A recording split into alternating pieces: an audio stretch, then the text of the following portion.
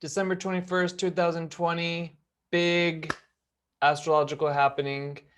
The biggest planet, Jupiter, is going to meet with Saturn, and really intense. Biggest planet of the outer planets, Saturn. Biggest planet of the inner planets, Jupiter. They meet like at this threshold between the inner planets and the outer planets. The inner planets are like the personal planets, and the outer planets are the more generational. Jupiter is kind of like the mediary between the inner and the outer, as is Saturn. So it's like these kind of cross borders, planetary archetypes, they're coming together in 0 degrees Aquarius, right on the border, out of Capricorn.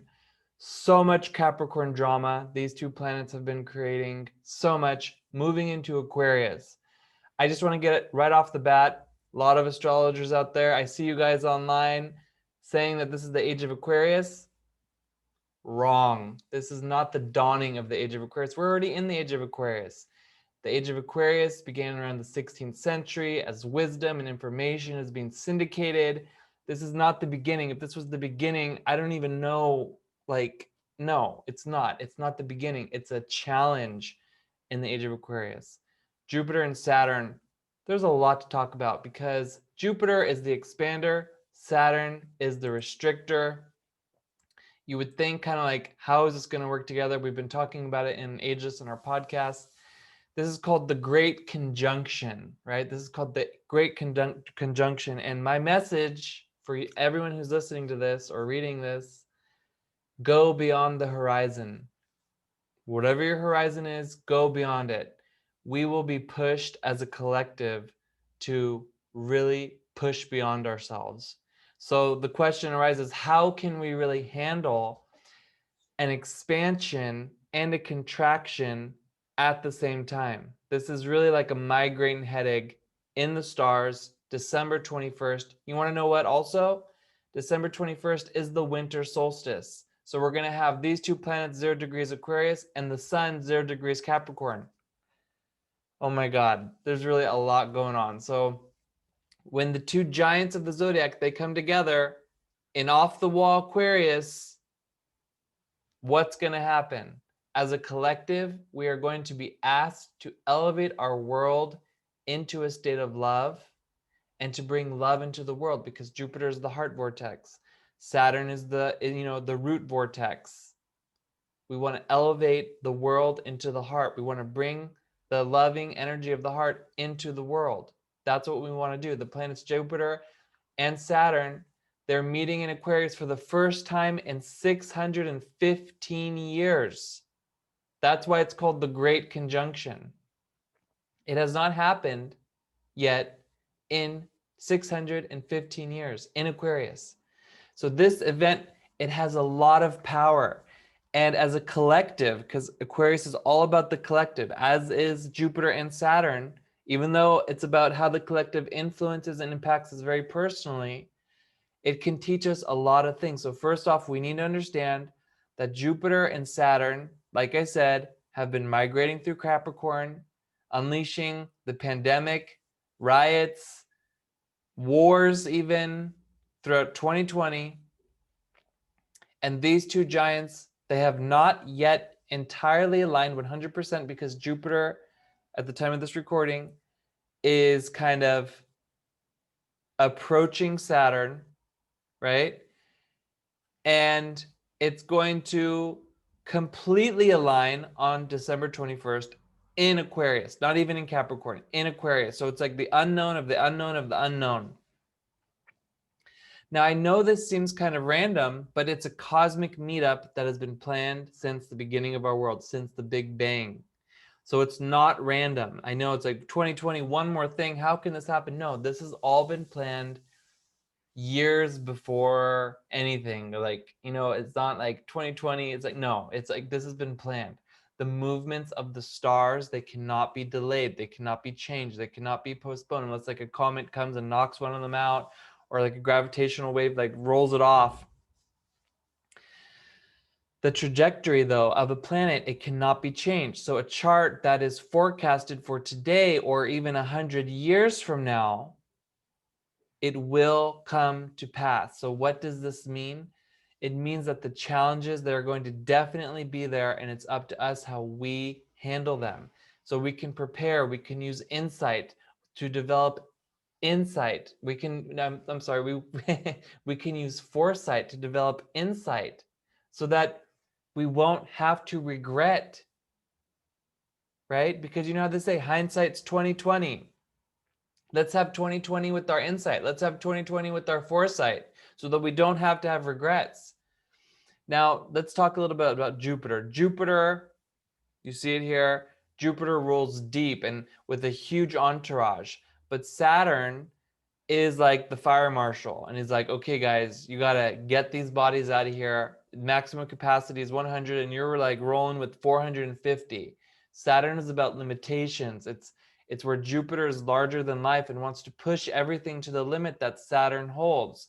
So space is Jupiter, but room is Saturn. Saturn sets the maximum capacity. So Jupiter has all this space, but Saturn says, I only have this much room. So Saturn can stonewall and hold its ground. I mean, have you seen those rings on Saturn?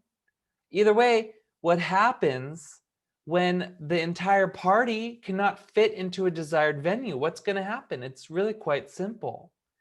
A galactic splitting. People are, you can come in, you can't come in. Not everyone can occupy the same space all at once, so things have to get shuffled around. That's what is happening with this cosmic event on December 21st. I'm going to be doing a virtual ritual for the winter solstice because obviously like all of my plans have been like changed with all the lockdowns and whatnot. So I'm really happy to offer a winter solstice virtual ritual, and we're going to address this as well. But everything's going to be shuffled around. You might not see it right away because these are slow moving planets, but it's going to start. And the thing is, like, even Jupiter being so exaggerated and being so larger than life has to admit, this is just too much going on. This has been too much for too long. And Saturn is trying to figure out how to, it's not that Saturn's the bad guy. Saturn is trying to figure out how can I muster all the resources to really make it happen, but it's falling short. Saturn cannot accommodate everything that Jupiter brings. So clearly we have to find another way, and we have to do it quickly, and we have to be smart about it. And you know what we really have to remember, as I teach in my astrology classes online, that both Jupiter and Saturn, they are the teachers of the zodiac. That's probably one of the most important things that we need to know, that they have very different teaching styles. Jupiter is like your favorite teacher. Saturn is the teacher you do not like at all. So you have to imagine you're having a student teacher conference with your favorite teacher and your most hated teacher in one room. And that's what this conjunction is going to be like for each and every one of us. I mean, can you imagine how awkward that is? Like with your favorite teacher and the teacher you hate? I mean, that's really intense. What are they going to say about you? There's definitely going to be a test going on. So the fine details of this meeting is going to depend on which astrological house this conjunction is occurring in. Each of us has our own house this is happening in. But either way, since it's happening in Aquarius, the sign of humanity, it's looking at all of us as a collective. So Jupiter, the merciful teacher, Saturn, the strict teacher, they're looking at us, and individually, but also collectively. So it's about the lessons that we've learned, the lessons we haven't learned, and it will definitely be a test. Make no mistake about it. And these two teachers, they're going to come together, they're going to grade our work. And it should be noted that Saturn and Jupiter, they grade on what's called a curve. So the best students will set the bar for the rest of us. Why? Because it indicates what's possible. What's possible. And it's about what can we do and not what's expected of us. What have we done and what's, what we've done and what's expected of us, these are very two different things. So that's why we're graded on a curve. So while most of humanity is falling short on this curve, like, on the lower end, the good news is that we are assessed as a collective by the best we have to offer. So I have to elaborate on that, obviously, because this is a Jupiter-Saturn theme. And I've been really explaining this for months. You know, one mind, someone's mind who is open, honest, and present is enough to counterbalance all the self-righteous, the hateful, the envious mindsets that are out there. And as I'm often talking about shifting out of this horrible reality that so many of us have created, we need a minimum of strong, focused, and accomplished minds to really shift out of this reality.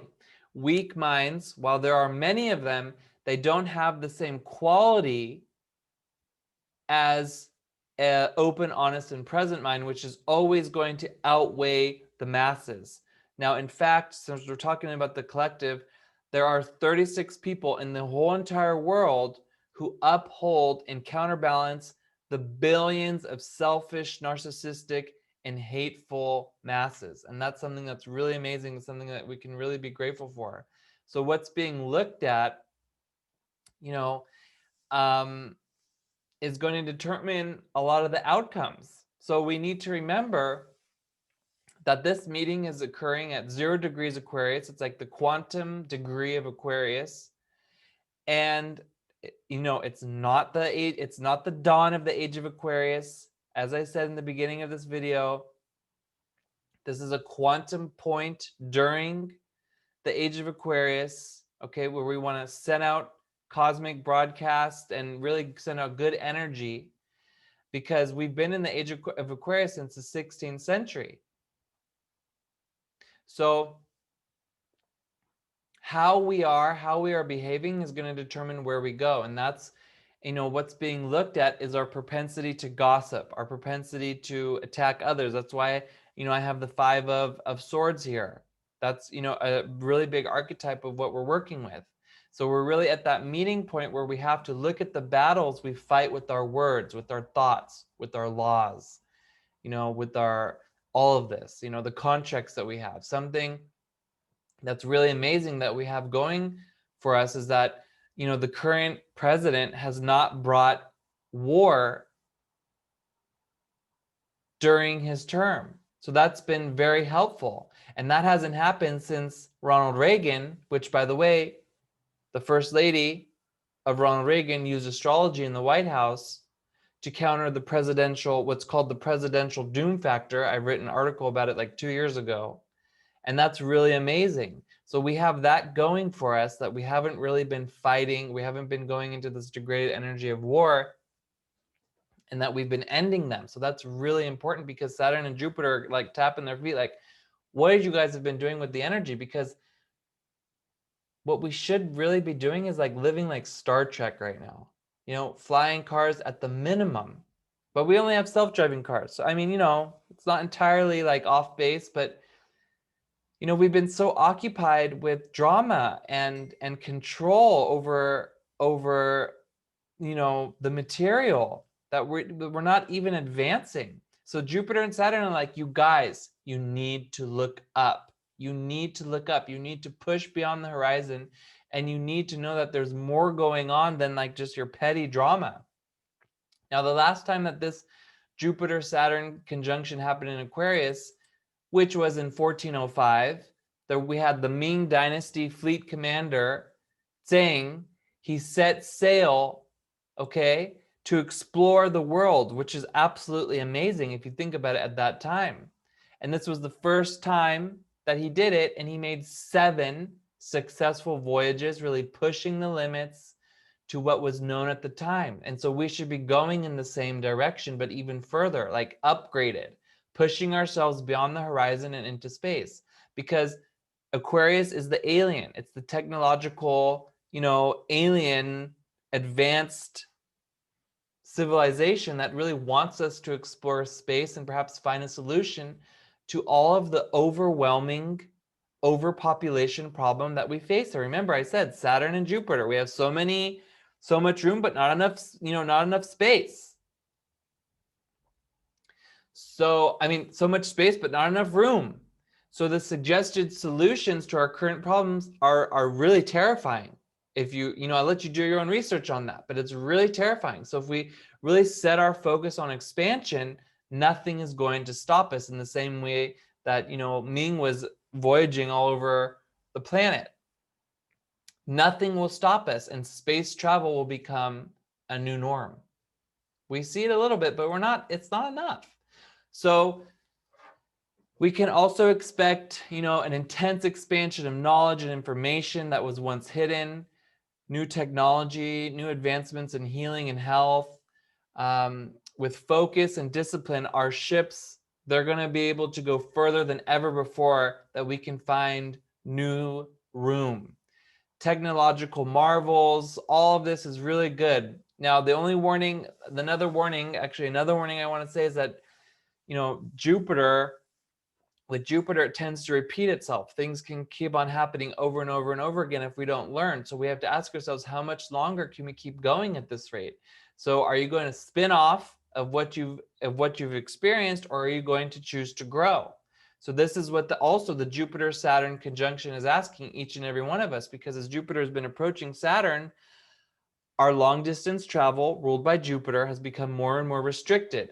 Restrictions are ruled by Saturn. We already see it happening. So we see what could happen and what tends to happen when our collective will is affected by cosmic events in a degraded way. So we should really work to bring our inner Jupiter, our heart, our inner Saturn, our root together, so that we can channel wholesome manifestations of these celestial bodies. So Jupiter is ruling over the heart, like I said. So we're bringing the heart and the earth together. So this is really asking us to elevate our world to a state of love and to bring love into the state of the world. And again, I'm going to talk more about this in the Winter Solstice online workshop. Please sign up.